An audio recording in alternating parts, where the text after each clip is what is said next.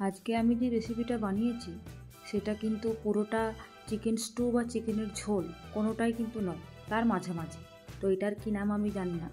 খেতে খুবই সুন্দর, আর ভাত দিয়েও খেতে পারেন। বাচ্চাদের জন্য তো খুবই ভালো।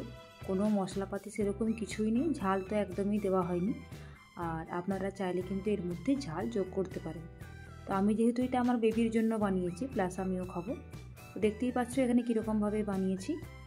তো নমস্কার, আমি ইন্দ্রাণী। আজকে চলে এলাম নতুন রেসিপি, সেটা হলো চিকেনের ঝোল বা স্টু, তার মাঝামাঝি।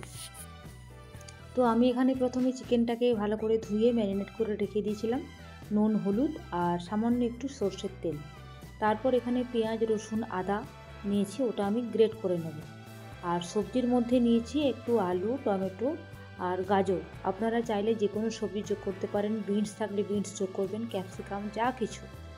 আর এই মশলাটা আমি পুরোটা গ্রেট করেছি, আর কিছু কিছু গোটা রসুন আমি রেখে দিয়েছি। এই গোটা রসুনটা ঝোলের মধ্যে বেশ ভালো লাগে। আর এই রান্নাটা করা হয়েছে পুরোটাই প্রেসার কুকারে, দেখতেই পাচ্ছ এখানে। তো প্রেসার কুকারের মধ্যে একদম সর্ষের তেল অল্প পরিমাণে যোগ করেছি। আপনারা চাইলে সাদা তেল দিতে পারেন, কোনো অসুবিধে নেই, কিন্তু সর্ষের তেলে মাংসের ঝোলটা আমার বেশ ভালো লাগে। যে কোনো রেসিপি আমি সর্ষের তেলেই বানাই। তো এখানে মশলাটা ভালো করে আমি নেড়ে নিলাম, কাঁচা তেলের গন্ধটা চলে যাওয়ার পর। তারপর নুন, হলুদ যোগ করে নিলাম। এখানে তেল দেখতেই পাচ্ছ, কোনো পরিমাণ অল্প, একদমই অল্প পরিমাণ তেলের মধ্যে এই সবজিটা দিয়ে ভালো করে একটু নেড়ে নিলাম। বেশি একদম ওয়েট করার কোনো দরকার নেই, কারণ চিকেন স্টুয়ের মতো বানাচ্ছি। এরপর যে ম্যারিনেট করা চিকেনটা ছিল সেটা আমি ওর মধ্যে দিয়ে দেবো।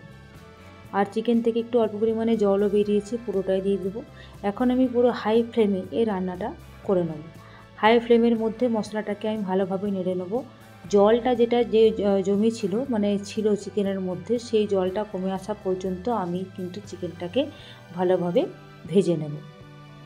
বেশিক্ষণ কিন্তু ওয়েট করার দরকার নেই, এটা একটা পাতলা স্যুপের মতোই হচ্ছে। তো এখানে আমার এরপর চিকেনের জলটা প্রায় কমে এসেছে। এখানে দেখতে পাচ্ছ চিকেনের জলটা কমে গেছে। এর মধ্যে আমি এরপর জল যোগ করে দেবো।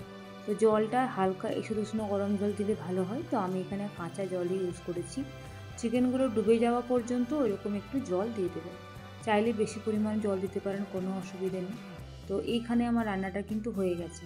আর রান্নাটা যখন করেছি আমি, তখন কিন্তু ধিমি আঁচে ব্যবহার করেছি। অল্প আঁচে কিন্তু চিকেনটা, মানে সলিড পিসগুলো যেগুলো থাকে সেগুলো কিন্তু হার্ড হয়ে যায় না। যখন সিটি মারা হবে তখন সিটি দেওয়ার সময় চিকেনটা কিন্তু একদম অল্প আঁচে করলে ভালো হয়। রান্না কমপ্লিট। তো আমার চ্যানেলটিকে অবশ্যই সাবস্ক্রাইব করে দেবেন নিত্য নতুন আপডেট পেতে। অবশ্যই সবাই ভালো থাকবেন।